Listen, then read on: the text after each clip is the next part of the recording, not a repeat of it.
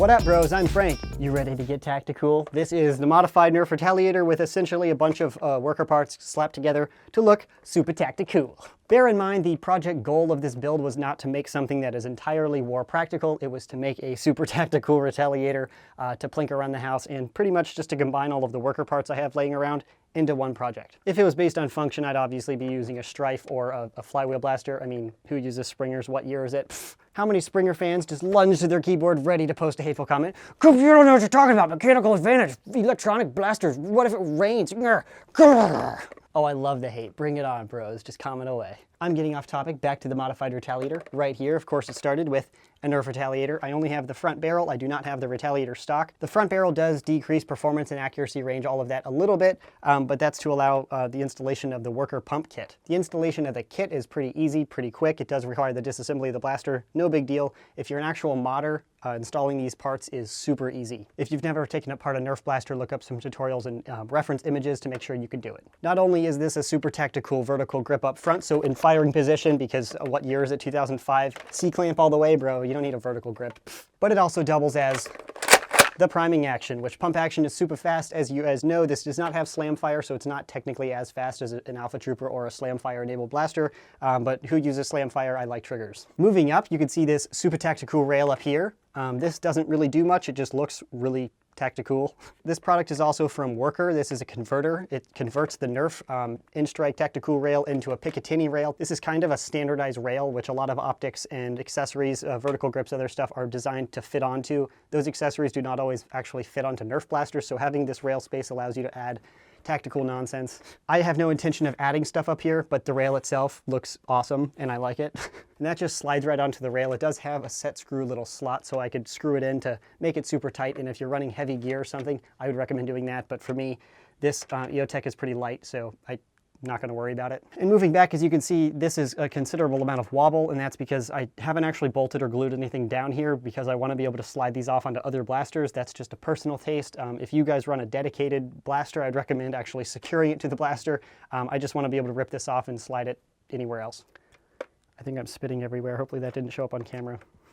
Ew. To the rail, I have attached a replica EOTech. This is not an actual EOTech. Those things are $400 or $500. Not really worthwhile for a Nerf blaster. But I really like the sight picture of this. I'm getting super nerdy into like firearm sight picture, sight package, all of that. But I dig EOTechs for like CQB or, you know, close quarter engagements. In Nerf, that's all you do. So I'm not really a huge fan of single red dots because it's too refined and or tubular optics in general. I'm generally not a fan of Nerf optics at all because Nerf blasters, even homemades, really lack the accuracy to put a dot on somebody's chest like with an optic and say the dart's actually going to go there. And I've said this in a bunch of my videos. But again, mostly for the tactical style points, and I really like just looking down this optic. Okay, the camera's making it look bigger than it actually is and much blurrier. Is there an innuendo?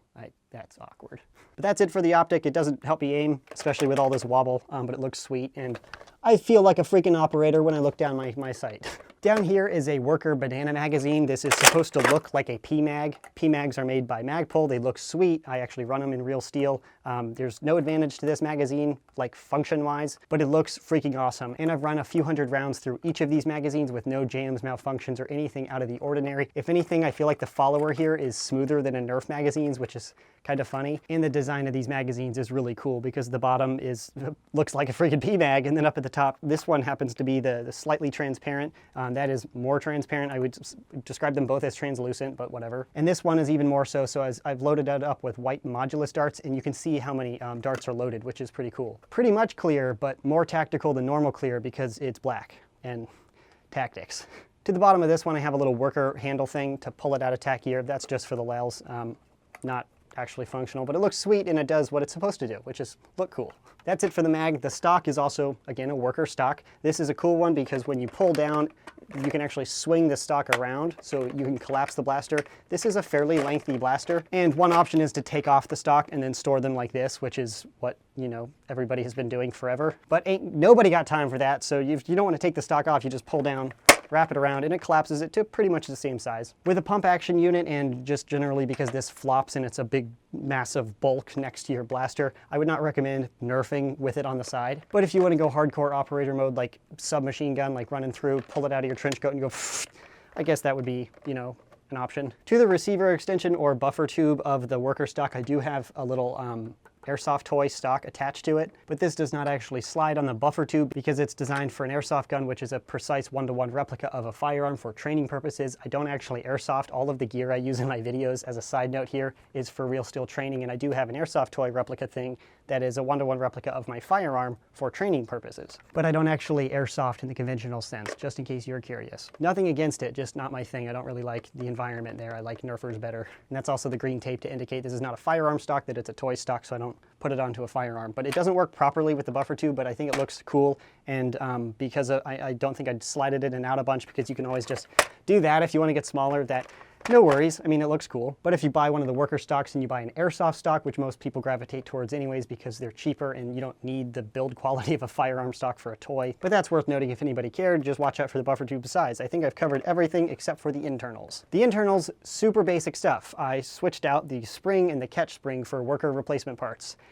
And that's it. Yeah, super hardcore mod, bros. Yeah, I think this whole mod process took about 40 minutes with the installation of the pump action kit being the most time-consuming part, just because you have to put in like 8 screws. But that's kind of the point of this mod, to say, hey, if you want some hardcore tactics and some decent function, because it shoots pretty hard with the upgraded spring. I didn't even remove the air restrictor. And with the pump action, you have decent rate of fire, decent range, and hardcore mad 11 out of 10 tactics here. Freaking banana PMAG. How tactical can you get, man? I don't think this blaster could handle any more tactics. Firing test right here. Tactical, tactical, tactical, tactical tactics.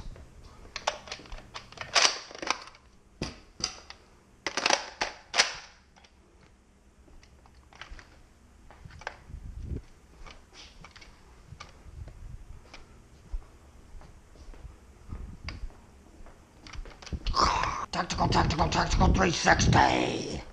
720, whatever. I've modified Retaliators in the past with this kit, with the internal mods. Performance is exactly like what I had out of all of those. Unfortunately, the hardcore tactical mag and the optic and the sweet collapsible stock do not increase the performance.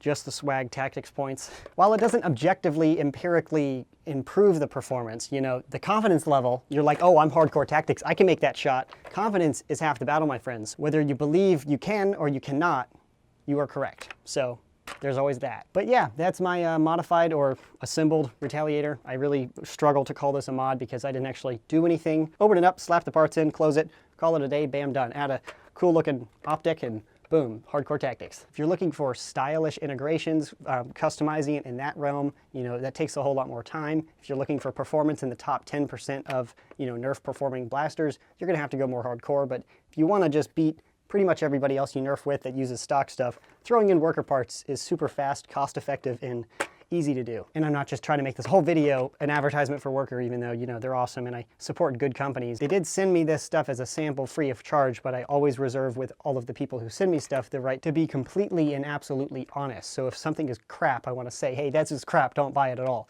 And out of the Worker flywheels, for example, I wouldn't recommend those. I made a video review on some other stuff, including the Worker flywheels and a lot of this stuff. But everything on this blaster is super sweet at what it does. If you're going for performance gains, clearly cool looking rails aren't going to help you unless you, I don't know. Actually, I can't make an argument. I was going to try, but nope.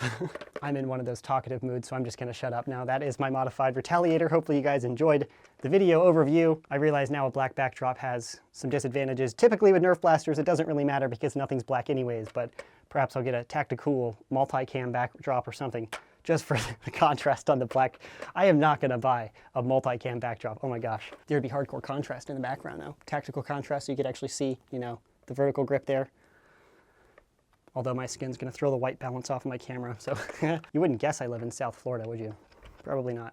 Super off topic, one of those days, my man. I should not have this much coffee. Anyways, that is the modified Retaliator. Thanks so much for watching. Let me know what you think of the blaster in the comment section below. Other than the comments, why didn't you do real mods? I made another video on my vlog channel. I'll post a link in the description box to that as well, explaining why I haven't been doing mods. Kind of an exception because it's super fast, as I mentioned. So that's the video. I'm gonna shut up. Thanks for watching. Stay tactical, bros. You don't know what you're talking about. Mechanical advantage, electronic blasters. What if it rains?